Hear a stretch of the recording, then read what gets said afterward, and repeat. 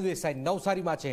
પ્રભારી મંત્રી પૂરની સ્થિતિને પગલે મીટિંગ કરી। કનુ દેસાઈએ અધિકારીઓ સાથે મીટિંગ કરી। પ્રભારી મંત્રીએ પૂર પ્રભાવિત વિસ્તારોની સમીક્ષા પણ કરી છે।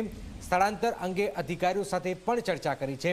નુકસાનીનો સર્વે કર્યા બાદ વળતર ચૂકવવાની બાહેધરી આપી હોવાની પણ વાત હાલમાં સામે આવી છે।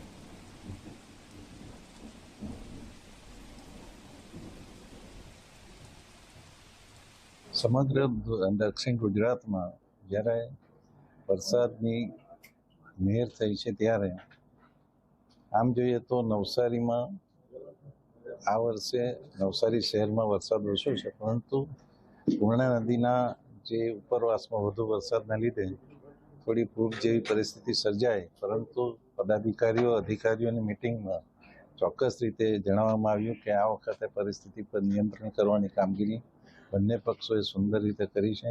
લગભગ 3200 લોકોનો રેસ્ક્યુ કરવામાં આવ્યું છે। 2000 શહેરમાંથી અને 1200 લોકોને ગ્રામ્યમાંથી કરવામાં આવ્યા છે અને કેશ ડોલ પણ ચૂકવી દેવામાં આવી છે અને બીજું કંઈ પણ નુકસાની હશે એનો સર્વે કરવામાં આવશે અને સાથે સાથે ભવિષ્યમાં આવી પરિસ્થિતિ ના થાય એના માટેના આયોજનો નક્કી કરવામાં આવ્યા કે નદીને પાળા બનાવીને થોડું સંરક્ષણ કરી શકાય, ડ્રેજિંગ કરી શકાય અને શહેરમાંથી જે ખાડી પસાર થાય છે એને લાઇનિંગ કરાવીને।